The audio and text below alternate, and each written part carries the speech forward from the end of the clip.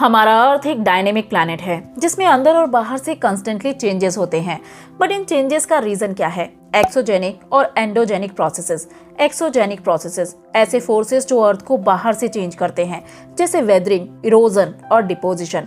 But endogenic processes ऐसे forces हैं जो ऑरिजिनेट होते हैं अर्थ के इंटीरियर में, जैसे कि earthquake, volcanism, tsunami etcetera. But earthquake, tsunami या वोल्केनो कैसे जनरेट होते हैं, इसे जानने के लिए अर्थ के इंटीरियर को समझना बेहद जरूरी है। और इसी को जानने के लिए आज हम शुरू करने वाले हैं क्लास 11th की ज्योग्राफी का chapter 3, the interior of the earth. तो चलिए शुरू करते हैं।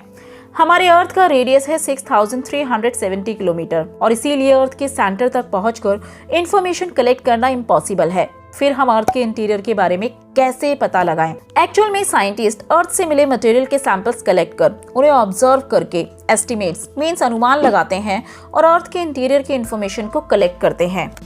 अर्थ के इंटीरियर को जानने के मेनली दो सोर्सेज हैं। पहले डायरेक्ट सोर्सेज और दूसरे इनडायरेक्ट सोर्सेज। पहले जानते हैं डायरेक्ट सोर्सेज के बारे में। ये वो सोर्सेज हैं जिनसे साइंटिस्ट डायरेक्ट ऑब्जर्वेशन कर इंफॉर्मेशन को कलेक्ट करते हैं, जैसे कि रॉक्स, चाहे वो सरफेस रॉक्स हो या वो रॉक्स जो माइनिंग के दौरान अर्थ के अंदर से बाहर आते हैं।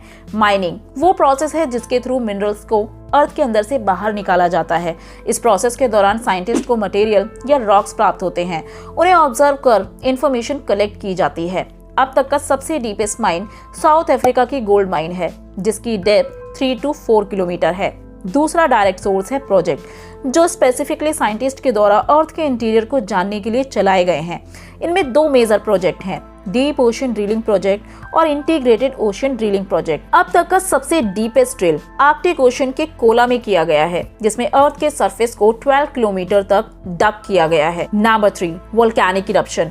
जब हॉट मोल्टेन मैग्मा अर्थ के इंटीरियर से बाहर आता है तो उसे लैबोरेटरी में साइंटिस्ट के द्वारा एनालाइज किया जाता है, जिससे अर्थ के इंटीरियर की काफी इंफॉर्मेशन मिलती है। हालांकि साइंटिस्ट के लिए ये जानना डिफिकल्ट है कि ये मैग्मा अर्थ के कितने गहराई से बाहर आया है।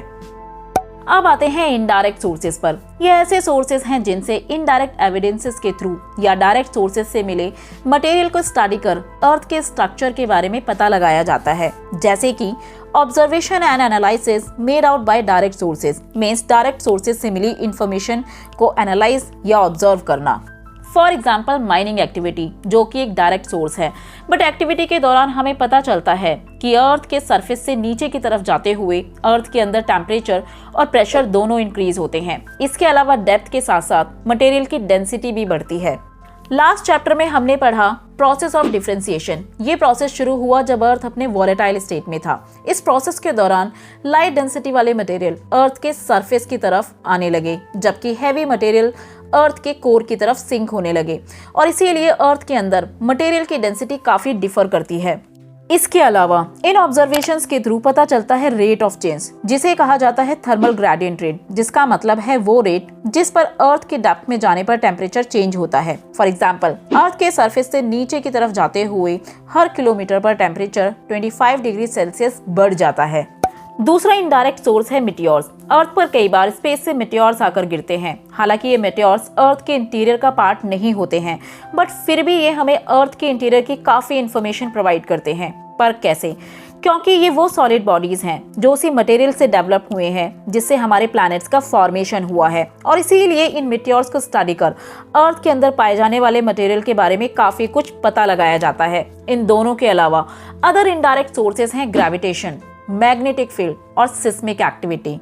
ग्रेविटेशन, हमारे अर्थ पर ग्रेविटेशन फोर्स डिफरेंट लैटिट्यूड्स पर एक समान नहीं है, क्योंकि ग्रेविटी को स्ट्रॉन्ग बनाने में कोर बहुत इंपॉर्टेंट रोल प्ले करता है। हमारे अर्थ का शेप जॉइड है, मींस जो पोल से फ्लैट जबकि बीच से उभरा हुआ है, और इसीलिए अर्थ के सेंटर से पोल्स का डिस्टेंस कम और सेंटर से इक्वेटर का डिस्टेंस काफी ज्यादा है, और इसी डिस्टेंस की वजह से पोल्स पर ग्रेविटेशन फोर्स ज्यादा है जबकि इक्वेटर पर कम।